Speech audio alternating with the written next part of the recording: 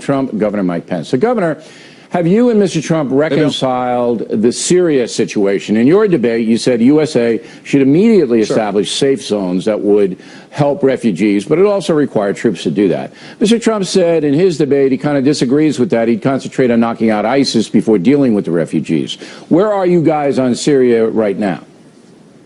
Well, you bet. We talked about it the next morning, and frankly, Martha Raddatz just mischaracterized my position. I mean, what I said in the debate was that Donald Trump and my position is that to deal with the crisis in Aleppo, where you've got hundreds of thousands of people in harm's way, including 100,000 kids, that you've got to establish safe zones with the international community. That's been Donald Trump's position long-standing. I did say that to secure those safe zones that we should be prepared to use military force if necessary to allow the people to evacuate Aleppo and to get to those safe areas. The way she presented it, it was as though she, I think, she conflated that with broader military action against the Assad regime. And that's not been Donald Trump's position. I don't understand, and this is just an aside, why you guys don't do the NATO option and have NATO establish these safe zones rather than the USA carrying the whole thing. Well, I think there can be. I think there's already a framework for international community to come together around safe zones. But what Donald Trump said is,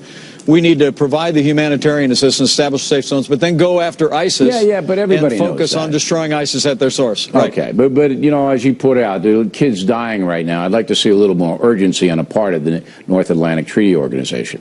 Now, women. I talked with Trump last night about women. You're going to lose the election if you can't convince more American women to vote for you. So I asked Trump, is there any strategy to target women? And I'm going to ask you that as well. In the campaign, you have to get more women to vote for you. Is there any strategy to do that right now? Well, I think the strategy is just the message, Bill. I really do believe. I just finished up a rally here in Virginia, and you see the enormous crowds that come out for Donald Trump. There's women and men who are responding to his call that we've got to rebuild the military, we've got to stand tall in the world stage. Right. But honestly, more jobs, more opportunities, more school choice, ending the scourge of illegal immigration. I mean, you covered that more than anybody else. You guys have been saying criminal aliens in our communities is a concern to women and men in America. But here's the dilemma. You've been saying this since July in the convention, both of you, and the message has been pretty consistent.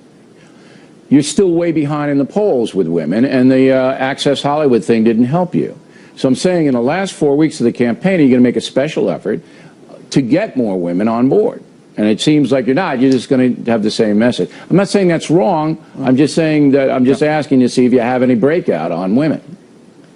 Well, I honestly believe that Donald Trump's message is much more than a slogan, Bill. It's that the people of this country know that for the last 7.5 years, under the leadership of Barack Obama and Hillary Clinton, we've weakened America's place in the world. We've retreated from the world stage. Our economy is struggling. We're walking away from our most cherished constitutional traditions. And as I'm campaigning across the country, I see as many women as I do men who are being drawn to that message. Yeah, but so we're going to continue to drive that and also draw tomorrow the contrast on ethics between Donald Trump and Hillary Clinton. This avalanche of emails, Bill, is just astounding.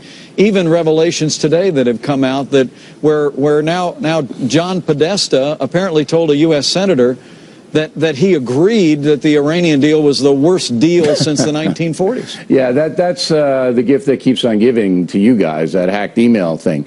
I wanted to ask you about your peer, Senator Kaine. When you were debating Kaine, and I think you won the debate, and I said that here on The Factor. What was your measure of Kaine? How did you think he presented himself? Well, honestly, when I got up from the table, I thought we pretty much gave as good as we got. But some people thought I won that debate. But honestly, I thought Donald Trump won the debate. I thought the ability for me to be there and make the case for Donald Trump's message, make the case for the choice in this election is really what carried all right, so you're day. saying that your message was stronger. But Kaine's delivery... I think the message was stronger. Kaine's delivery was not as authoritative, maybe, than yours. He was a little more. He was trying to basically goad you or bait you into some of these things. I'm sure you knew that, right? Yeah, well, sure. Well, it was kind of amusing to me to hear him say in the debate a couple of times that we were running an insult-driven campaign at the same time that he was going through a long, obviously memorized laundry list of insults and mischaracterizations of Donald Trump's positions. But, you know, for me, that night, my objective was really to draw the contrast between Donald Trump and Hillary Clinton, between really not just two candidates, So but really two futures. Kane? And I was very humbled to be part of it. You were ignoring him? No, it was hard to ignore him after he interrupted me 72 times, but, you know, yeah, he beat you by 30, wasn't it? Debate like 71 to 40. You got him 40 times. All right, now. Yeah, I wasn't counting, but I'll tell you, I thought it was a good, vigorous debate, and if we came away with people understanding how clear a choice this is. It is a clear I'm grateful choice. to have had the opportunity. To be honest, and you know I always am, I mean, you're 7 points behind nationally. And tomorrow we'll tell the tale on the polling this week, because the new polls will come out reflecting the Access Hollywood thing and the debate. Yeah, but so Bill, you're 7 down. Bill, I got to tell you something. Honestly and truly, look, A, the only poll that matters is going to be finished on November the 8th. B, there's something going on in America right now. The people that you speak for with such a clarion voice, the people you so affectionately call the folks have had it with the direction of this country. They're tired of an America, you know, apologizing to our enemies, abandoning our friends. They're tired of a weak and listless economy. 156,000 jobs created in September, a 1% growth economy. People know we can do better. Yeah, and well, the polls show say, that too. I got to tell you, this is a movement of the American people, and I wouldn't be the least bit surprised that what you saw happen in the primaries, where Donald Trump ended up overperforming the polling in state after state, didn't come around this fall when the American people show up and make their voice be heard and make him the next president.